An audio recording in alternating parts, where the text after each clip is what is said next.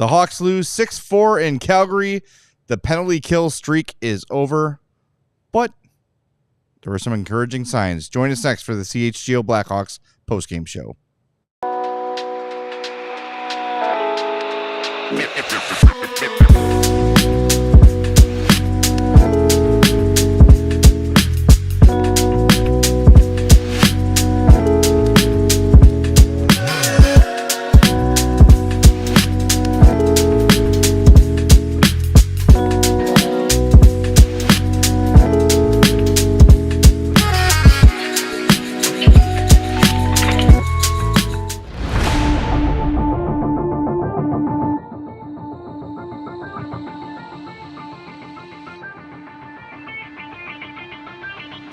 Welcome into the CHGO Blackhawks postgame podcast. I'm Zawaski with Mario Tirabassi. Sarah's here running the show. Thanks to everybody who was with us during our watch along. If you're just jumping on for the postgame show, we welcome you too. Hawks lose 6-4 to the Flames in Calgary in a very strange, very different kind of a game. Lots of angles to get to. We're going to get to all of them. Do us a favor before we do. Hit that like button for us. We'd appreciate that. Make sure you are subscribed to our YouTube channel as well.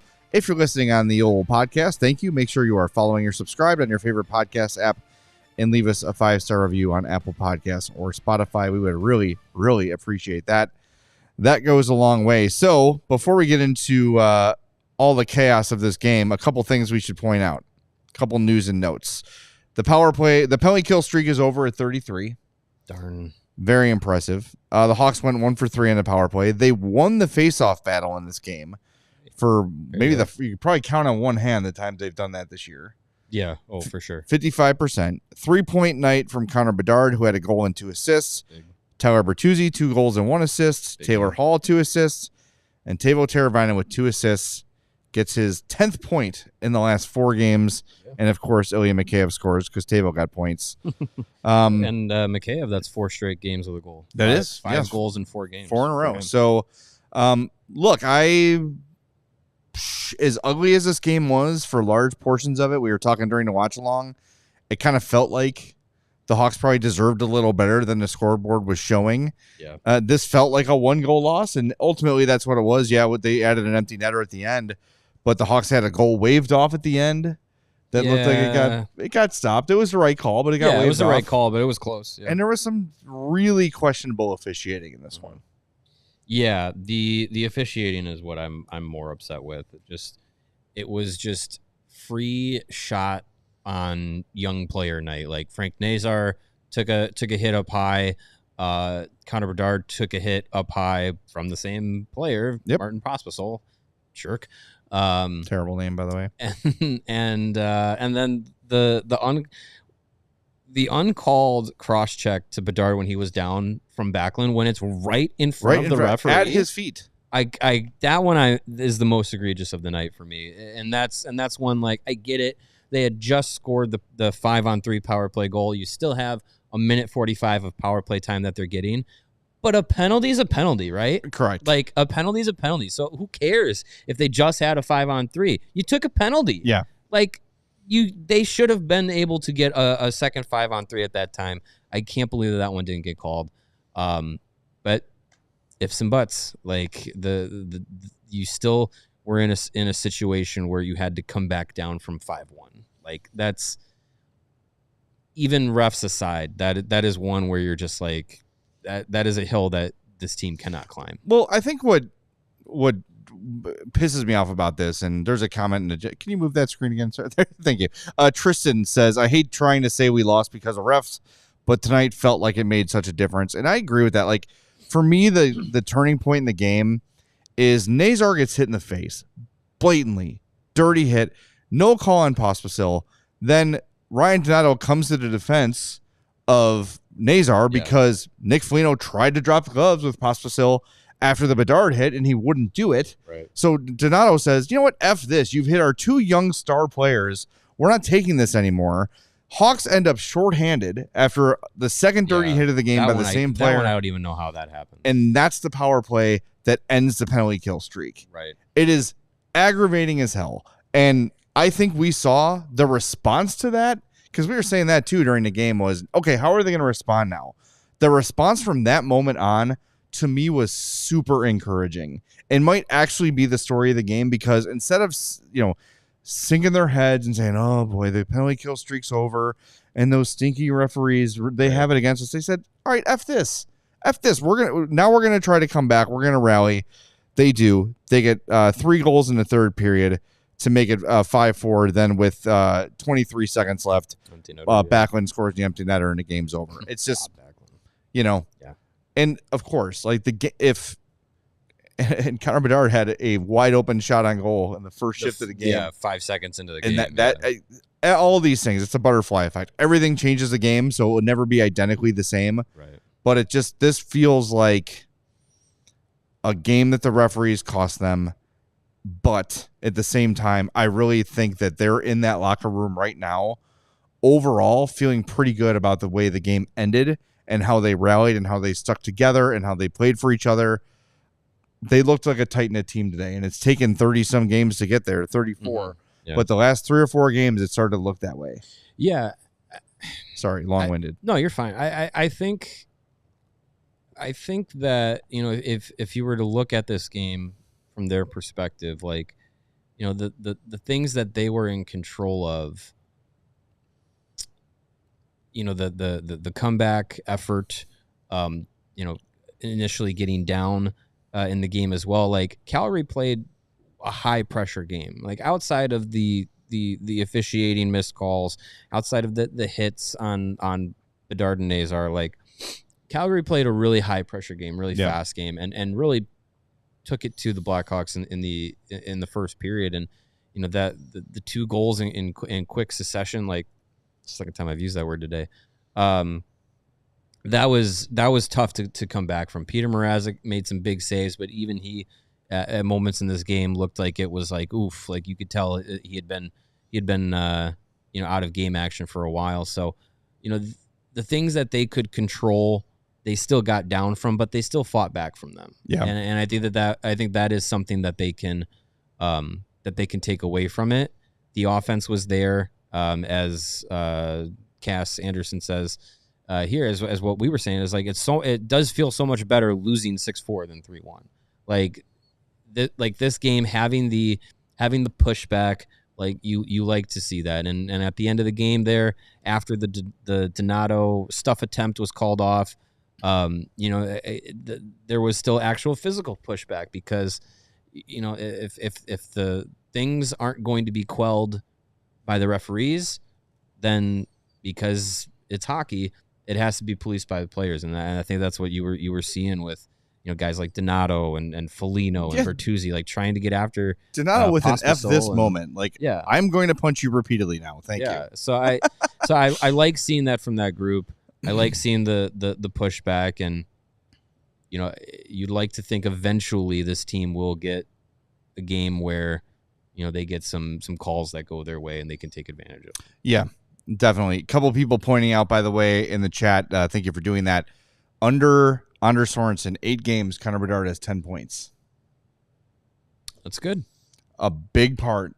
That's good. And they never really said it, but a big part, I think, of why Luke Richardson was let go was because Bedard was regressing offensively in terms of production. Yeah. And they knew that cannot happen.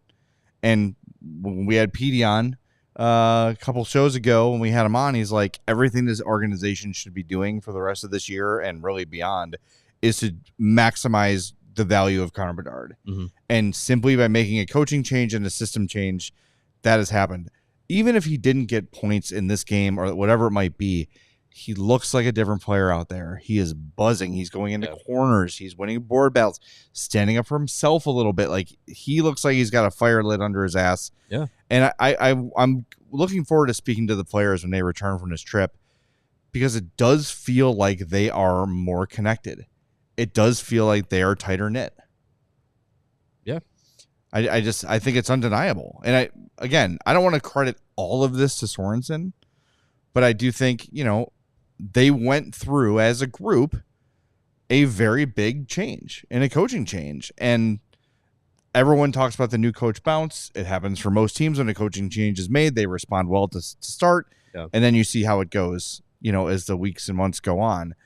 But it just feels like with that change came maybe it's partially, all right, great, now we can play the way we want. And maybe it's partially, but we also let down a guy that we all really like and appreciate in Luke Richardson. And let's get this crap together now, because now it's on us to fix. We can't look and blame the coach anymore. Yeah, and after Richardson was fired, Nick Foligno had expressed that about, letting Luke Richardson down and getting to the point where, that coaching change was made. So yeah, I think there's definitely some push from the team because of that. It's a wake up call to saying like, hey, we're not, we weren't pulling our weight. We weren't, holding up our end of the bargain, and someone else had to feel the effects of that. So I think there'd be some of that energy coming into with under Andrew Sorensen. But yeah, I think the bigger part, I think, is this team is playing a more fun style of hockey. Yeah. And especially when you have, young guys coming up into the lineup. If you have Bedard here, who is an offensive creator and a guy that can be an offensive force at the NHL level. If you have those guys coming up, guys that like to play with speed and play with some offensive creativity, and you tell them, stay back, play defense, be conservative, like, that's tough to do. That's tough to get a buy-in when the results aren't there, and the results weren't there with this team. But now, you win 4, lose 4 under Sorensen, but it has been much more exciting. Yep. Games have been more open. The offense has been there. They're averaging coming into this game 2.86 goals per game under Sorensen, and they score 4 tonight, so that's going up. And they had barely over 2 goals per game under Luke Richardson. So you want this team playing fast, playing creatively, playing open, and they're doing it. And they showed in the broadcast about defensemen producing, and I think it was the first 25 games of the season, 43 combined points from defensemen, and then in the 8 games under Sorensen, I think it was 17 or 18 points from defensemen. So that's a big difference there. Yep. Hey, do us a favor. We got a lot of people watching, not a lot of likes. Hit that like button. And another reminder, because it's only been 4 months, that we are not CHSN VMJR. We are CHGO. We are not responsible for the Blackhawks broadcast. You would think this would be a pretty simple thing to understand by now. But if you understand that we are not CHSN, hit that like button. Please. And if you don't understand, hit the like button, and we'll tell you. Yes. And if you're really mad about CHSN, hit that like button. We'd appreciate that too. And be sure to subscribe on our YouTube page as well. Yes. The other part of this too, the penalty kill streak ends at 33. I don't know what more to do than just like tip my cap to the dudes. Like, oh yeah, it's so hard to do when offense is being prioritized in this league. You've got what I believe is a second golden era of scoring of hockey players happening right now. Yeah, to kill 33 straight, especially when you go back and look at some of the teams they've done it against, incredibly impressive. And we were talking during the watch along, like, I wonder if, as maybe that was between shows, I don't know. It's all one big show to me. Like, as those you keep killing penalties, does it start to become a little more stressful as you're worried about keeping the streak alive, almost like a no hitter? Do you start to think, okay, man, now we're at 33, we got to kill this one too? I wonder if that starts to sink in for these guys. I think probably in a grander scheme of things, yeah, they think about it, but definitely, I would say in the moment they're not thinking, okay, this one's for 34, like we got to keep it going. Like I think they just know and feel like, hey, we've got a good thing going, let's keep it rolling, no matter what the number is. But yeah, I mean, it's really impressive to have that streak going. They've gotten up to the 4th best PK in the league. Like that's important. And again, go back to Nick Foligno. He was talking about it a few days ago about the penalty kill and how their mentality is a lot of the guys that do play on the penalty kill are not playing on the power play. So they look at it as like, this is our chance to impact the game within special temes. And when you're stifling the opponent's best players on the power play, that leaks into their 5-on-5 game. Yeah, 100%. So that's been great to see from the PK. Hopefully they can start a new streak. I think they've killed one. I think it's been two. Let's see. Two after who scored that one. That was a power play. Coronado goal. Coronado. So that was 12:40 of the second. Yeah, I think so. They killed 1, 2. Well, 3. 3. Yeah, 3. All right. So we got 3. We're 11% of the way. I think that's how it works. To getting back to 33. All right, we got to hit the break zone. We'll be back with your super chats and a whole lot more here on the CHGO Blackhawks postgame show. Oh, all good things have to come to an end. And if you're looking for the best way to end 2024, then head to Ray, Chrysler, Dodge, Jeep, and Ram and shop the Wrap Up the Year sales event to score some of the year's best savings on new vehicles.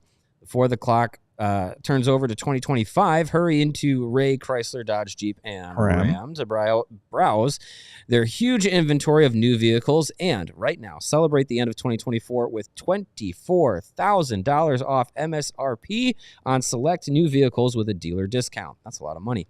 Or you can shop over 125 vehicles priced under $20,000. Let the amazing team at Ray, Chrysler, Dodge, Jeep, and Ram help you during each step of your car shopping journey. With Ray's Price Promise, the numbers you're hearing right now are the same prices that you can expect to shop in-store and online, because Ray's Price Promise means no price changing, no add-ons, and no hidden fees.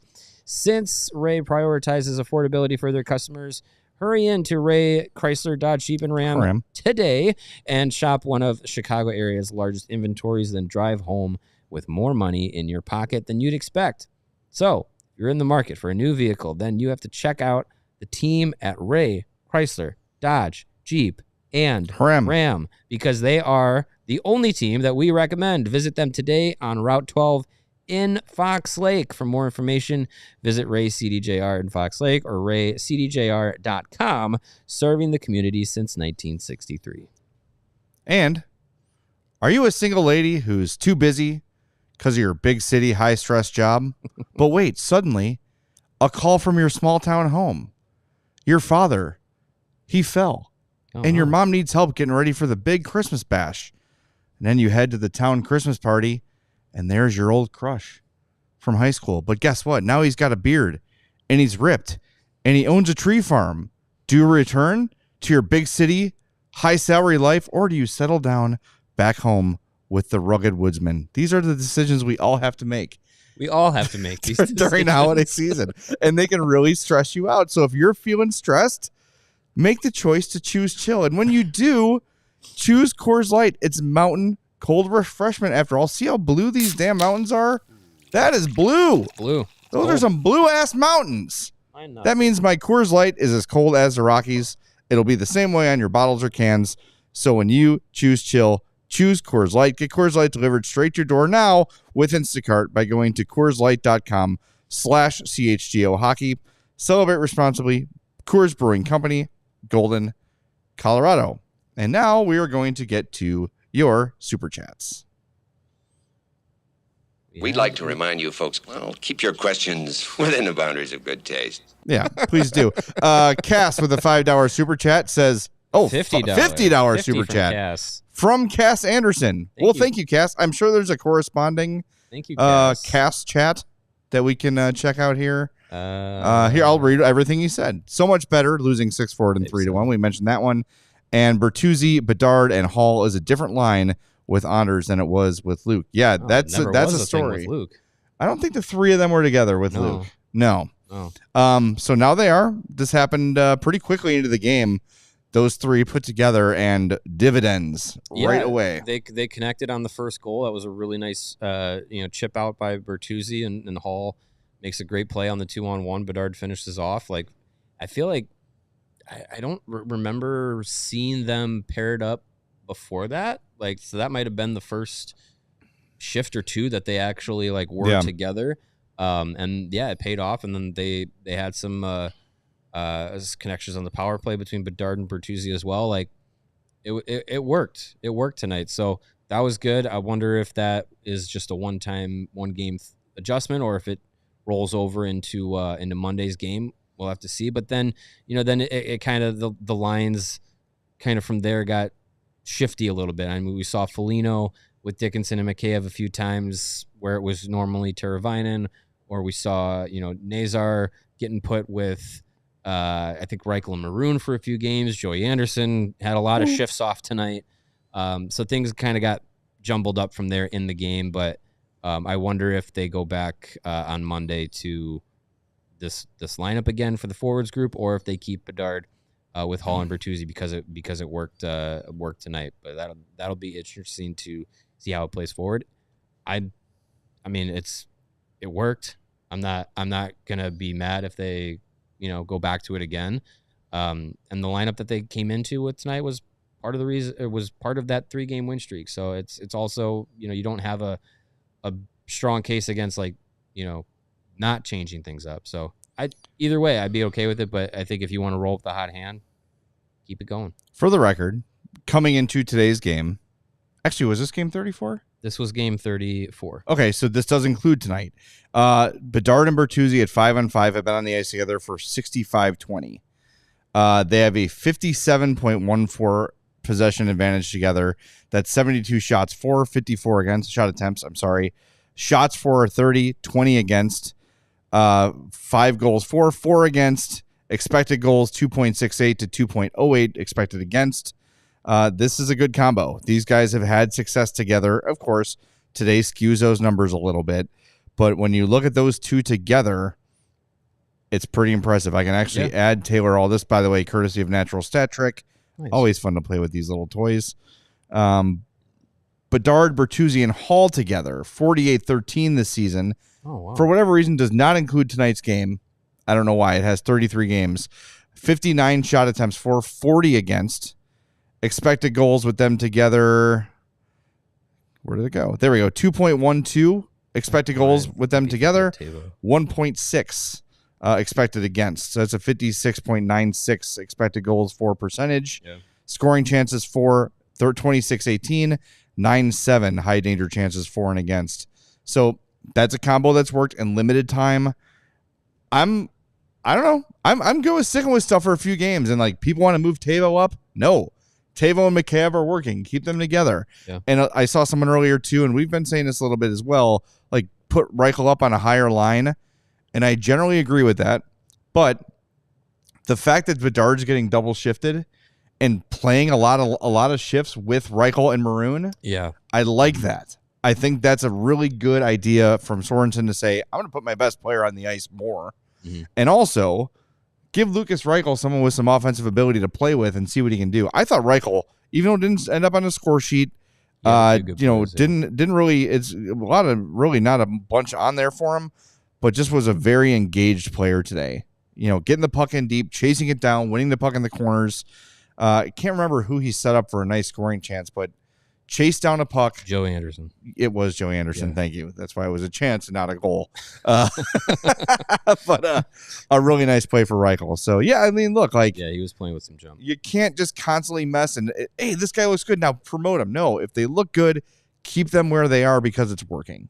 Yeah, and I think what's different is that, it's hard to change the lineup when you're winning, but also I feel like we haven't seen that constant change because this team has been allowing things to either pass or fail, and on more than just a 1-game basis. Yeah, Richardson seemed like he would try a line combination, and because they didn't score that game, you break it all apart and try something completely different. Whereas I feel like Sorensen so far has let things breathe, and again, when you win a couple games in a row, you don't really change much anyways. But I think it's been good to kind of change, when there has been changes made, you give them a little bit of opportunity to see if, they have some life there, or if it is just kind of like a one-time thing. So I like that. If Hall, Bertuzzi, and Bedard becomes a thing going forward, I'm happy giving it a try. And Cass once again says, how often did Luke scramble lines mid-game? seems like not that much. I kind of it doesn't feel like it. He would, yeah, no, a lot he of would. line blending from him. He would from time to time. I think there was in games mostly where the Hawks started, like the game started to slip away. I think one of his tactics was to just kind of switch a lot of things within the lineup all at once. But the games that were closer, games that they, one goal games and things like that, I feel like maybe he'd move one player around here or there. But the games where like the full lineup blender would be out there would be probably the ones where they were getting blown out in. All right. Speaking of blowing it, me for not telling you about the 4 stars of the game. Here are the 3 stars. Your third star of the game, Connor Bedard, a goal, 2 assists, 3 shots, 4 shot attempts. Justin Huberdeau with a goal and an assist, and Connor Zary with a goal and an assist as well. So here are your nominees for the 4-star. Vote on the YouTube page, and we will reveal the winner at the end of the show. Ilya Mikheyev with his 4th goal in as many games and 5 shots on goal that led the team. Teuvo Teräväinen with 2 assists. That's 10 points in his last 4 games. And Tyler Bertuzzi, 2 goals and 1 assist in this one. So get your votes in, and we'll let you know who won at the end of the show. I got a question from Kat, who says, thoughts on Nazar's play so far? It has been, I would hope 4 games in he would have a point. Yeah. And he doesn't have one yet. I think there have been times where it has looked like the game is happening really fast for him. And again, that's to be expected. It's still this was game 7 of his NHL career. He burst onto the scene late last season, scored on basically his first shift. I think it was. It's definitely his first shot. Yeah. And I think you're probably at a point now where it's just like, okay, like the rush of him getting up to the NHL and getting in the lineup is probably gone. Now he's got to find his footing, and it feels like that finding the footing part for him, I think, comes along with being, a point producer. So if Bedard is moving into the spot where Nazar was between Bertuzzi and Hall, then you're gonna have to find a way to make him effective, because you're probably not moving the third line around with Mikheyev, Teräväinen, and Dickinson. You got to figure out, maybe is it Foligno, Nazar, Donato, and then you have Maroon, Reichel, and Anderson or Smith when he's healthy again. Like, I think that's kind of where you're left with it with Nazar, is with Donato and Foligno, which again I don't think is a bad idea, but I think it's that's something that I think is, making sure that he's engaged in the game and in an opportunity to create some points. I think that's why they originally, when he was brought in, put him directly with Hall and Bertuzzi to start, because those two were clicking, and it felt like getting Nazar in there into that mix would be able to like get him on the score sheet early and get him going that way. I'm trying to look through the game stats to see who Nazar ended up spending the most time with, and it's not, for whatever reason, it's not popping up for me. But when Hall and Bertuzzi were promoted with Bedard, Nazar was left with, I'm trying to think, like, was it Foligno and... I mean, he did Dickinson? have some shifts with... He did play with Foligno and Dickinson. So I saw him out there with Donato as well. Like, it again, like, I feel like, too, also with the power plays and penalty kills in this game, those shifts, or those shift the, the way that the lineups are put together. I think Foligno was with Mikheyev and Dickinson at one point after a power play. I think it's again, like you have a guy that is really only effective in a top 6 role, you'd think, with Frank Nazar. I don't think that we're back to a Lucas Reichel situation where, you have to force his way in there and then hope that Craig Smith and Pat Maroon unlock his potential or anything. But I think you got a guy that needs to play with similar style players to be effective, and you don't want him to go too many games without being, you don't want him to proving that he can be himself. there. Yeah. And Well, look, I don't think confidence is a problem with him. I mean, when we were calling for him to be called up, that was somebody said, like, this is a kid that is confident enough to handle and understand that struggles are going to happen. Yeah. So you just don't want to test it. Yeah, sure. You don't want to test the confidence. Yeah. All right, we got to hit the break zone one more time. Do us a favor, hit that. We got to get over 100 likes here. Come on. We're slacking. Hit that like button for us. We'd appreciate that. Subscribe to the YouTube page as well. And if we have any super chats, we'll get to them next. A whole lot more to get to coming up on the CHGO Blackhawks postgame show. Mario. Yes. Did you know that ComEd can help businesses save money by becoming more energy efficient? You know, I took a elbow to the head from Martin Pospisil tonight. And I've seemed to have forgotten that information. Please remind me. Yes, the energy efficiency program that ComEd offers can help find up to 35% off in energy savings. Wow. 35%? That's a lot of percentage. Yes, it is. What does a business have to do to save all that? I'm glad you asked. They just need to sign up for a free facility assessment at comed.com/biz.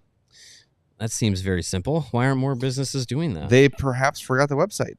The website that you just said, comed.com/biz. Yep. Comed.com/biz. Indeed. Comed.com/biz. Yes, that's it. Terms and conditions apply. Offers are subject to change. Actual savings will vary by customers' energy usage and rate. The ComEd Energy Efficiency Program is funded in compliance with state law. All right, Sarah, any more super chats? Hold on there, sir. What? We got to tell the good folks about Circus Sportsbook. God, I am way over my skis today. There is too much coffee. A lot of football going on tonight and all day today and all day tomorrow. Only game that mattered was last night. There's lots. Well, outside of the state of Indiana. Who's your daddy? There's a lot of other football games going on. And whether it is pro or college, the app to bet football is Circa Sports. Circa Sports, it's sports betting the way it should be. Circa Sports Illinois has high betting limits, low holds, and exceptional customer service. And you want to use Circa to bet on all of your favorite teams in every game this season, not just football. It can be basketball or hockey or many other sports off the grid. But hey, with spreads, props, futures, or in-game, Circa has it all. You can fund and bet like a pro from anywhere, anytime in Illinois. So download your new bookie today at circasports.com. You must be 21 or older. If you have a gambling problem, you can call 1-800-GAMBLER. All right, enough of my premature super chatting. Nope, still the one. Feel free to shoot us a super chat. Thanks, We'd appreciate that. And we'll get to it. I got a post-game quote rolling in that I think is interesting. Tyler Bertuzzi had a thought on Martin Pospisil. Have you seen this quote? I have not. I want you to guess what he said.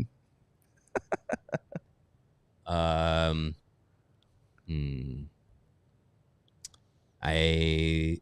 want to punch that guy right in the face. You would think, but here's what he said. He's just playing hard. That's how he plays. Couple good hits. Obviously, we reacted the way we should, but he's playing hard. Just chalking it up to hockey, baby. That's a guy who probably at some point this season is going to have a game like Martin Pospisil had tonight. And he's saying, well, that's how you play. That's how you play, and that's how you expect some guys to play, and that's how I play sometimes, and I'm not going to be a hypocrite.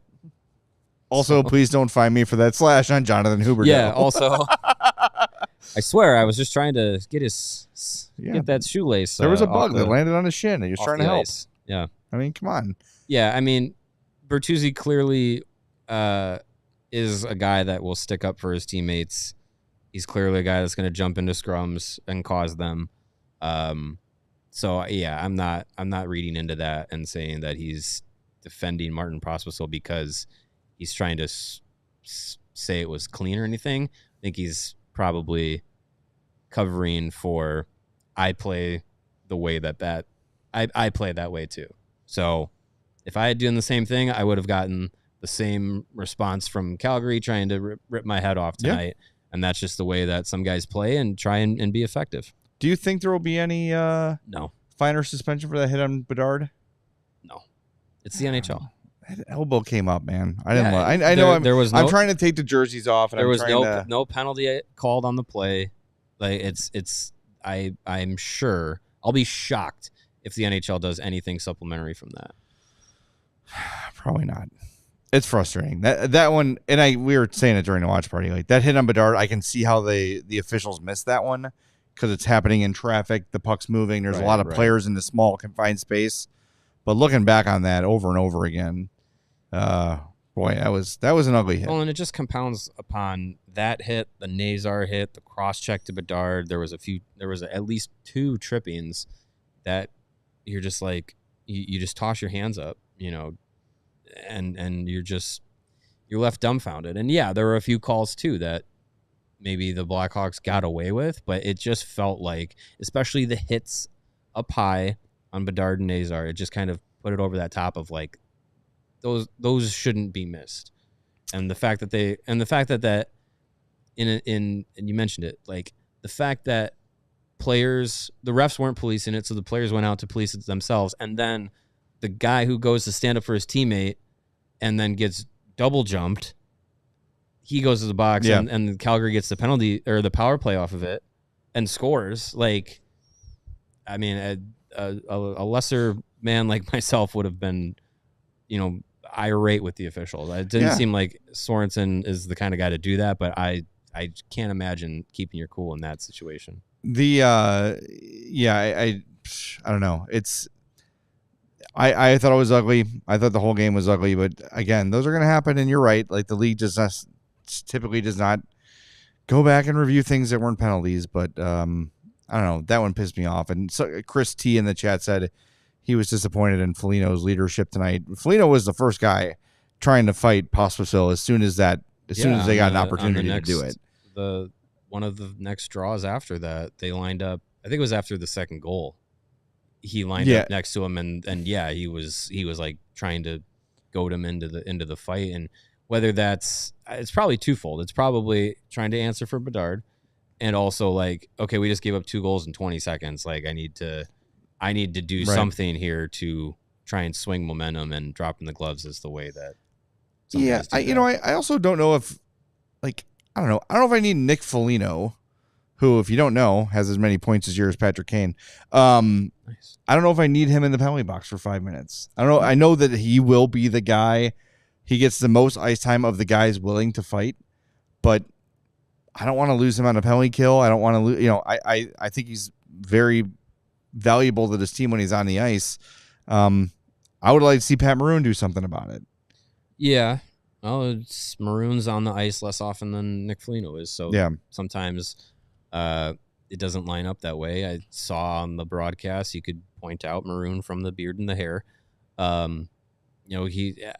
think it was after the cross check to Bedard, you could see him leaning over and yelling at the bench for Calgary. So, I mean, you can't put yourself onto the ice and grab someone off the bench and, like a pro wrestler, dump them over the top rope and back into the mat and start beating on them.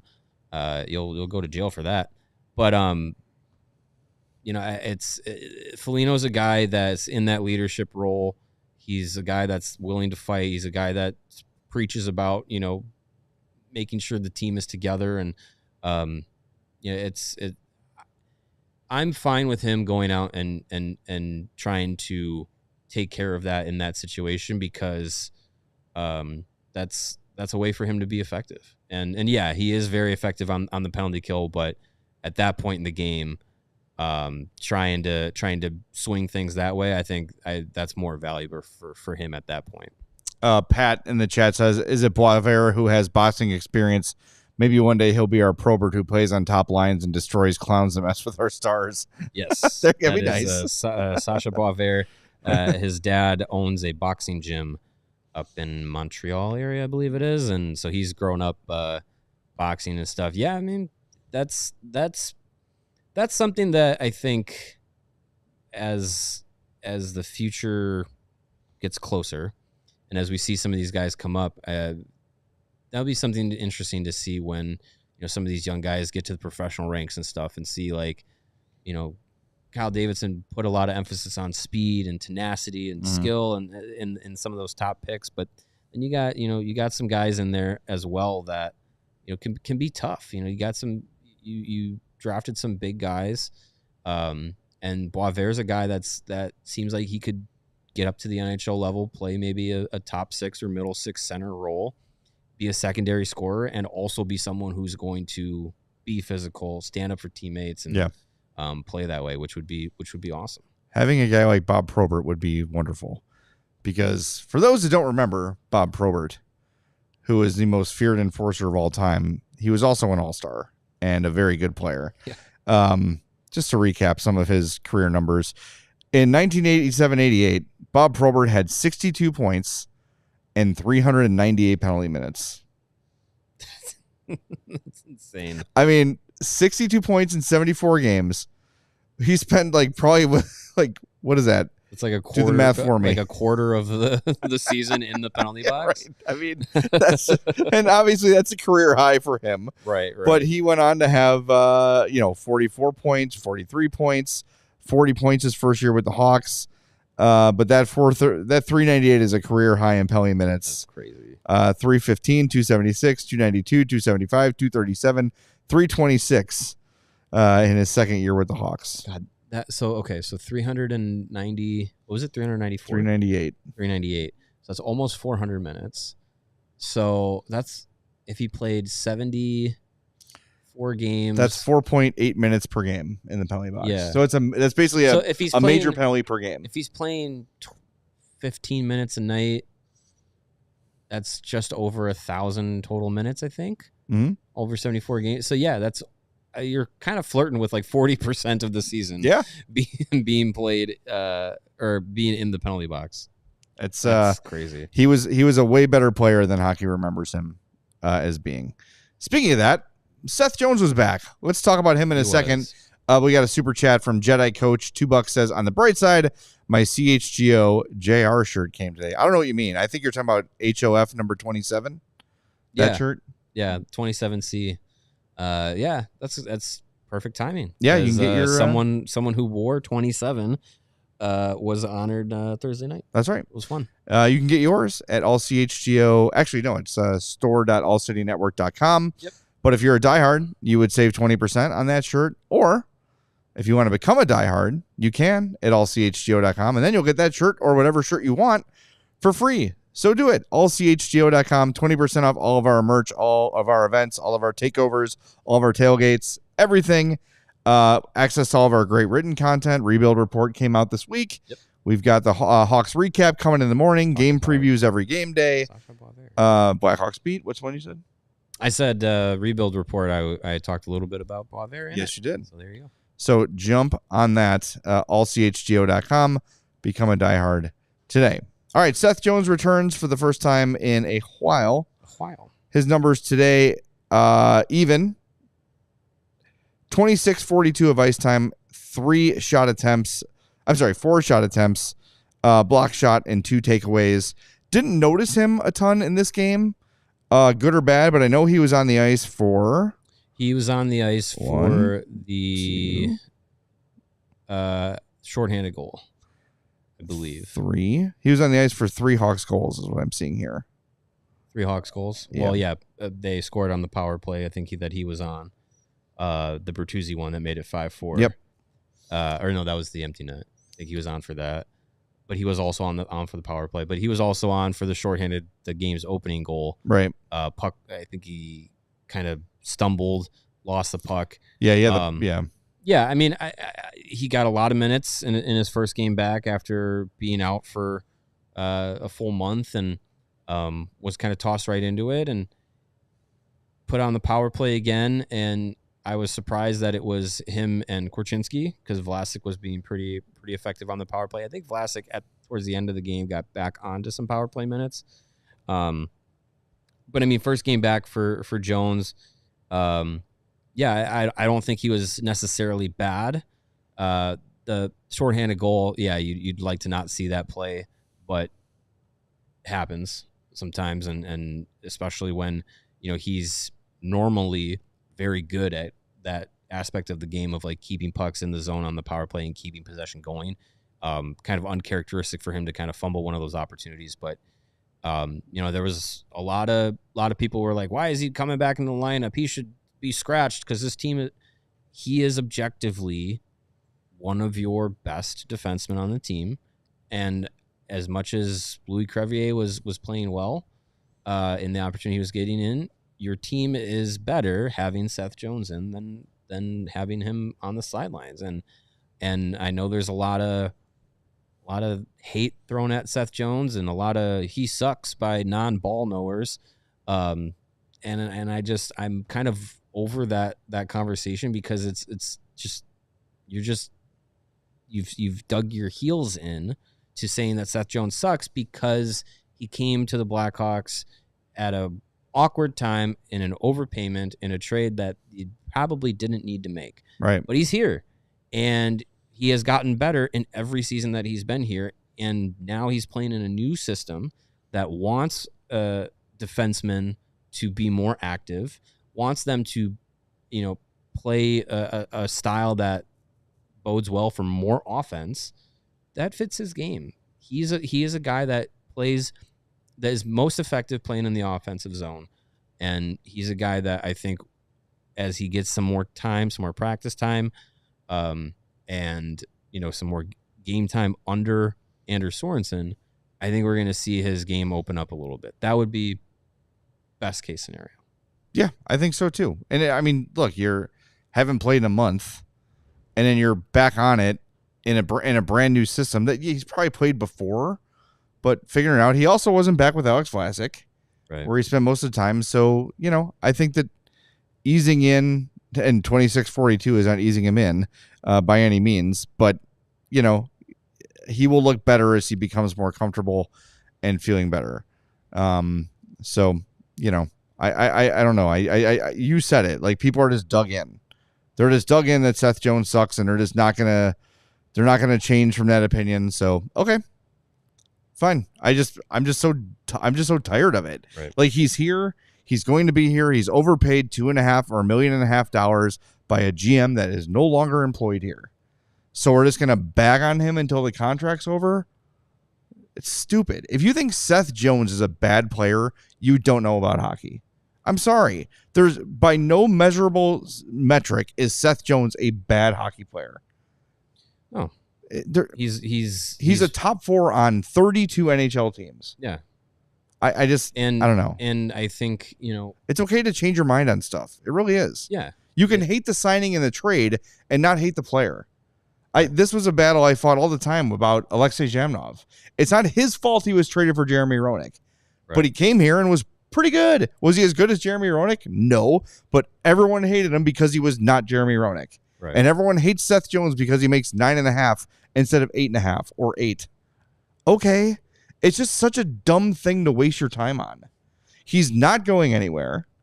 He brings value. They're not going to trade him, and they're not going to buy him out. Right.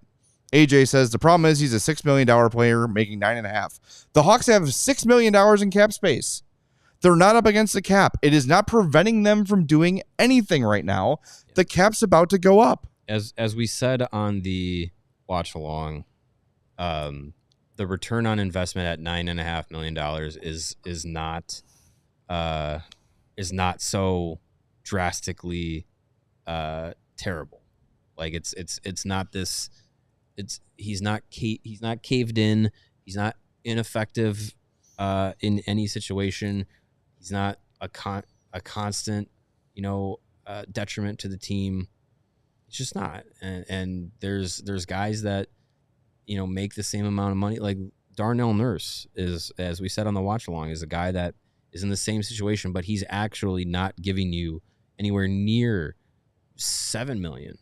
Right. As a defenseman, whereas Seth Jones is.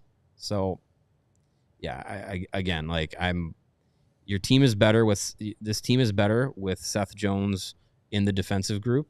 Now they got to figure out the right pairing for him, because for a while it was Jones with Vlasic, and then when Jones was out, Vlasic was given more responsibility. His game grew a little bit more, so now you don't necessarily need those two guys to complement off of each other. They kind of drive their own defensive pairing. Now you got to figure out where they fit in the lineup. I'm not sure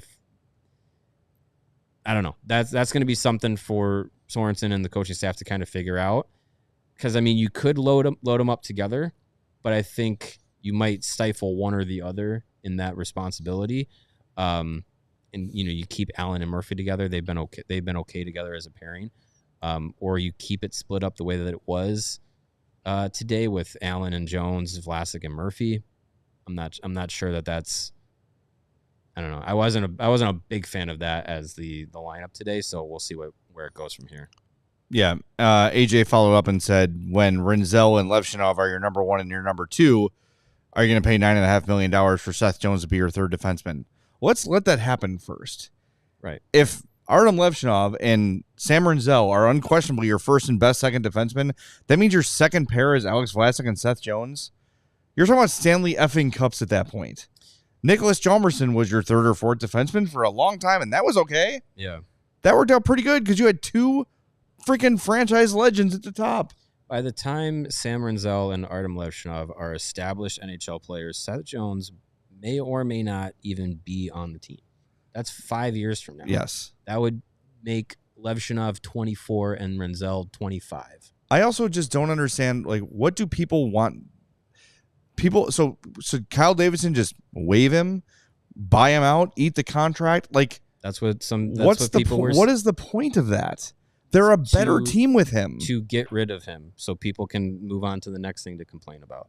It's just bizarre. Trading him is not going to happen because it's almost impossible to do that.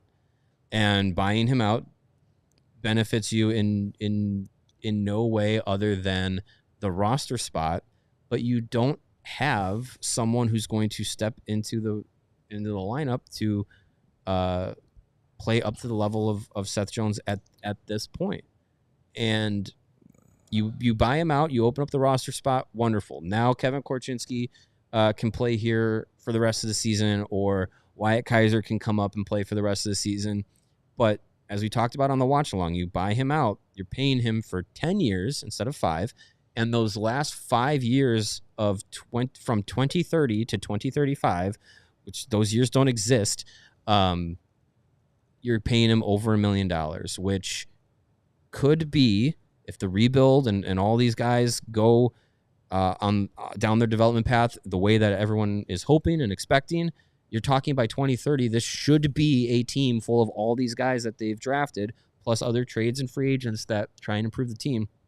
It should be a team that is contending in the playoffs and trying to go for Stanley Cups, and teams that do that 99 times out of 100 are spending to the cap, and every dollar matters. Right. So if you were to buy him out at this point or whatever, you are continuing to have him on the cap to just not be here, probably be retired at that point.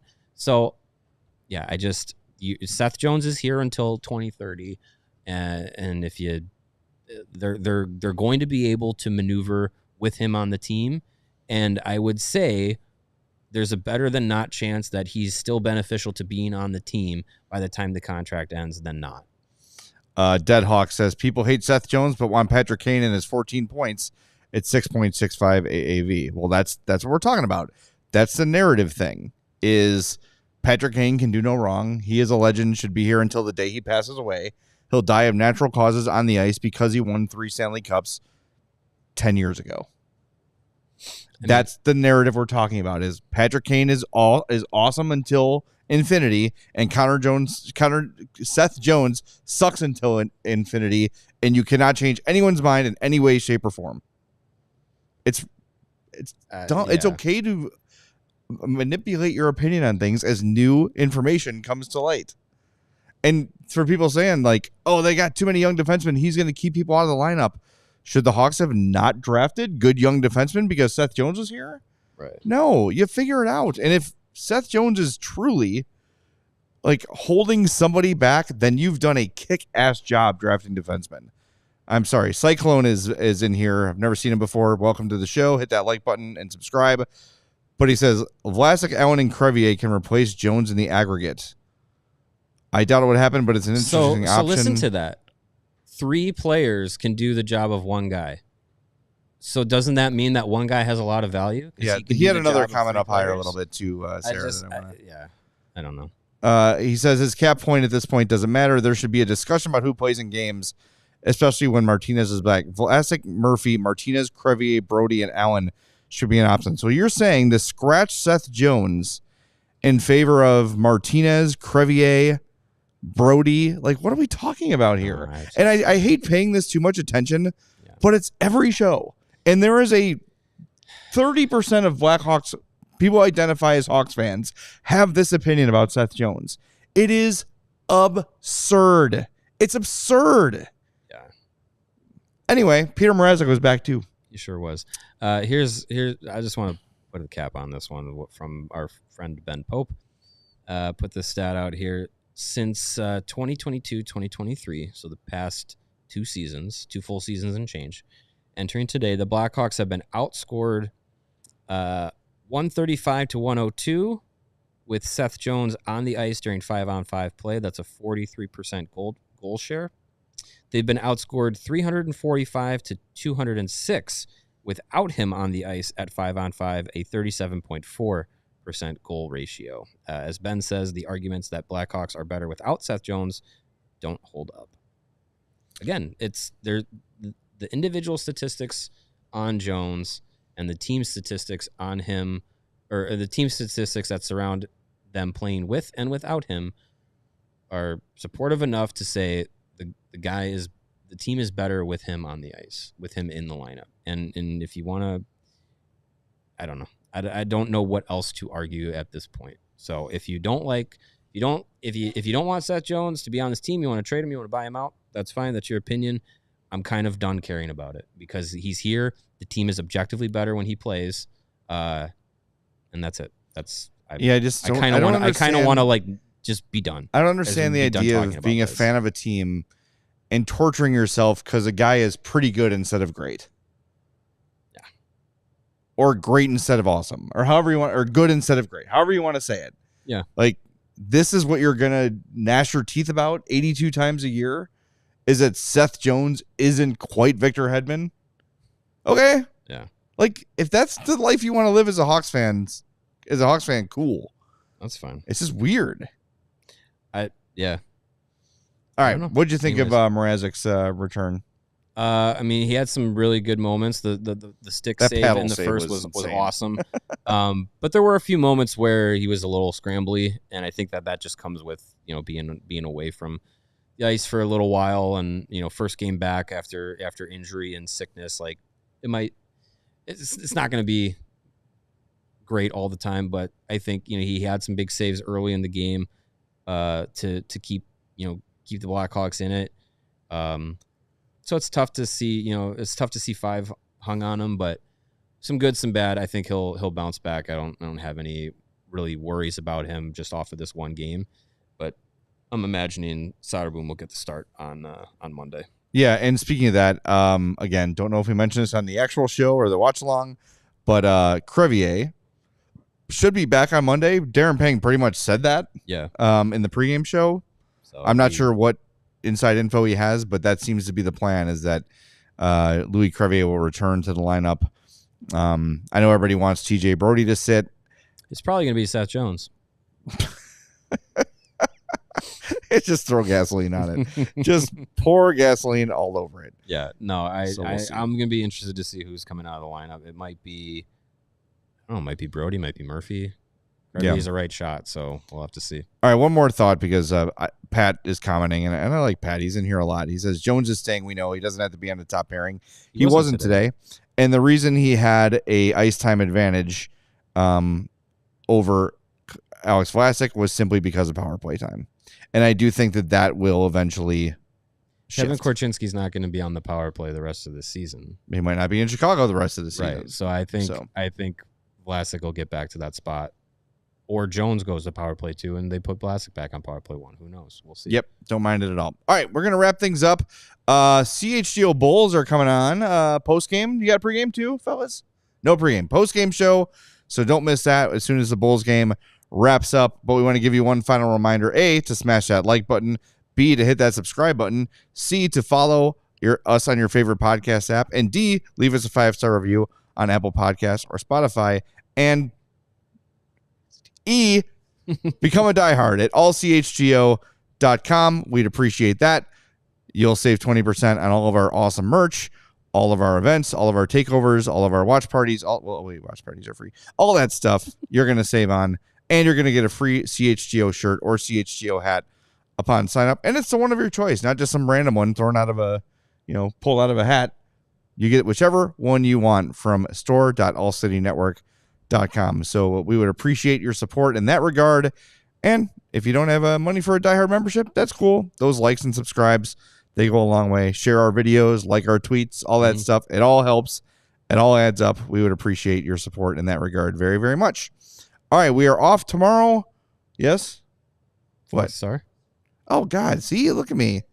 Too much show. Too few thoughts. 4-star of the game. No surprise here. Yeah, Tyler Bertuzzi. What was the percentage, Sarah? Did you make note of it by chance? Oh, look at me. Ooh, dang. Nice. That's a nice win. Yeah, I mean, it's 2 goals will go a long way. 76% that those that didn't hear Sarah. All right. 76. Good job, Tyler Bertuzzi. Keep playing that way, and fans will eventually like you, maybe. I think people like Tyler Bertuzzi. That's our poll for our next show on Monday. Yeah. I like him. Yeah? Yeah. All right. Sarah's won. Sarah's in. Sweet. All right, we'll talk to everybody on Monday. See you then on the CHGO Blackhawks podcast. We all silly like the mayor.